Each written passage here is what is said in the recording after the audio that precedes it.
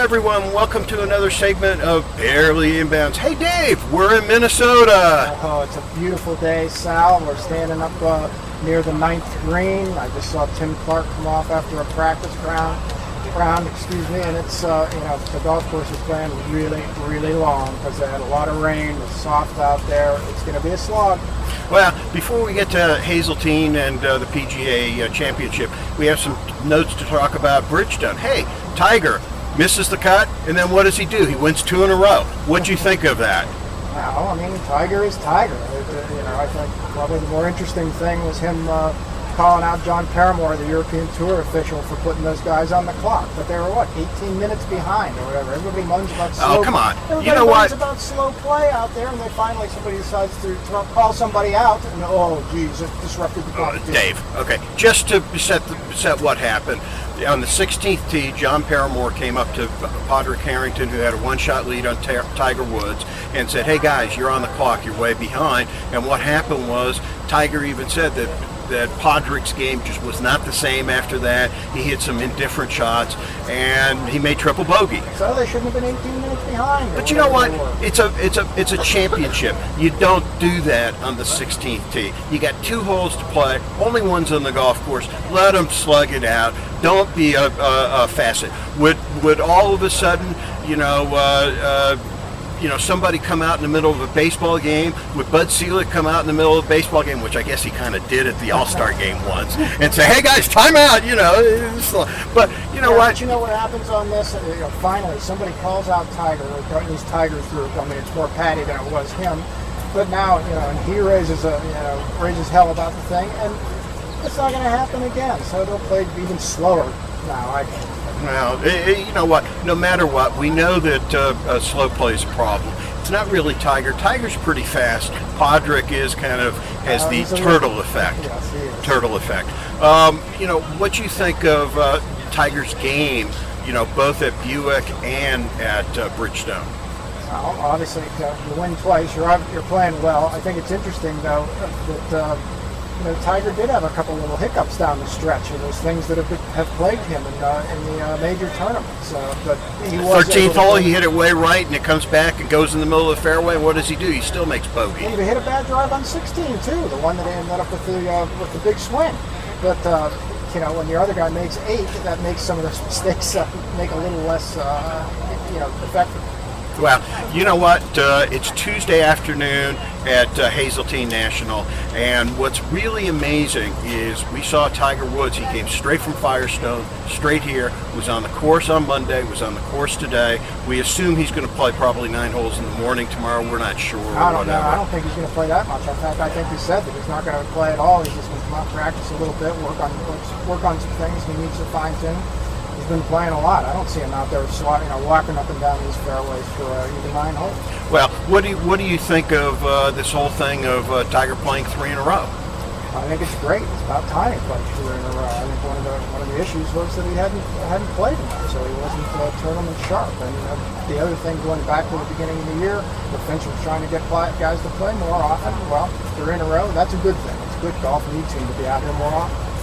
It's also another thing too, is he came out a couple of days ago, and when somebody said, hey, the last major, Tiger has won a major every year with the exception of 3 years.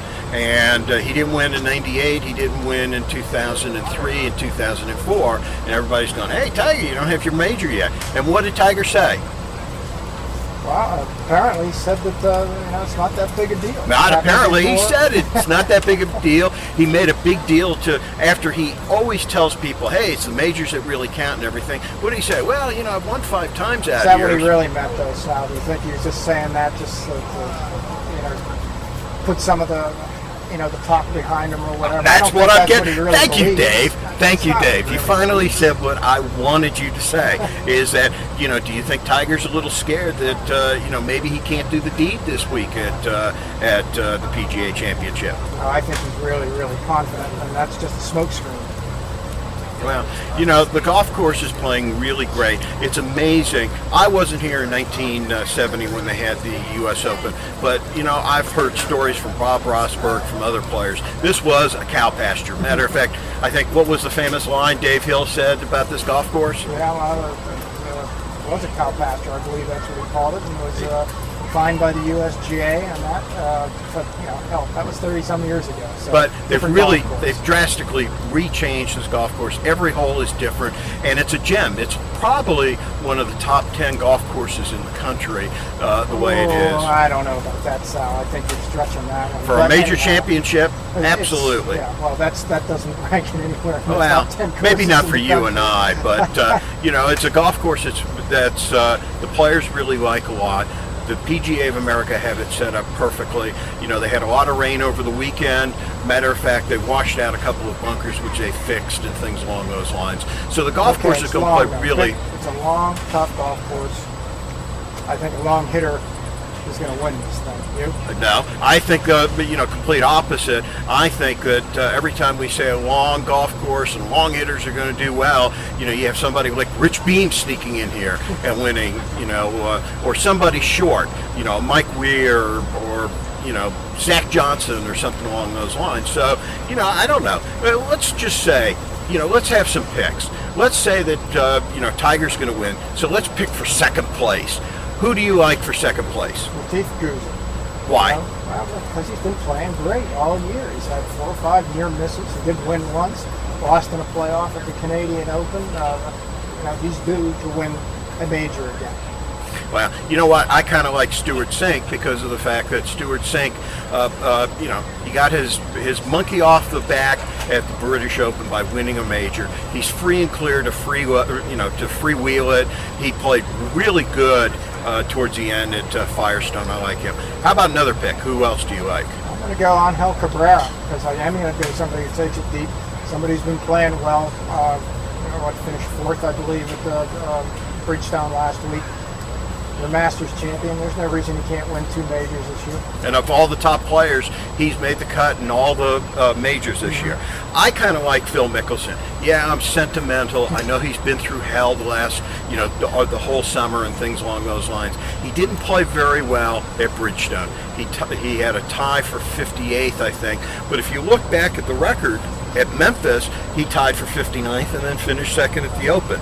So I think Only that he would come up with that stat. Oh, well, you know, I could give you some other ones. What does Tiger Woods have in common with Bob Rosberg and David Graham and Ray Floyd and, you know, these cast of players? And Payne Stewart. What does he have? I don't have a clue. So. Okay. They've all won in the year 9 the PGA Championship. This is the last major of this decade, and, you know, they say it's glory's last shot or whatever. So, you know, we're going to see what's happening. Hey, Dave, we're expecting some really nice weather early, but then rain clouds are supposed to come in on Friday, Saturday, and Sunday here. What does that do to the golf course? Makes it that much longer. You got much tougher. So I guess our pick of long guys will do really well, don't you think? I hope so. Well, we'll be back with you guys later on in the week. So any letters or anything you'd like to have answered, send them our way, golfersal@aol.com. Hey, Dave, it's been a slice of heaven. All right, see you later, Sal.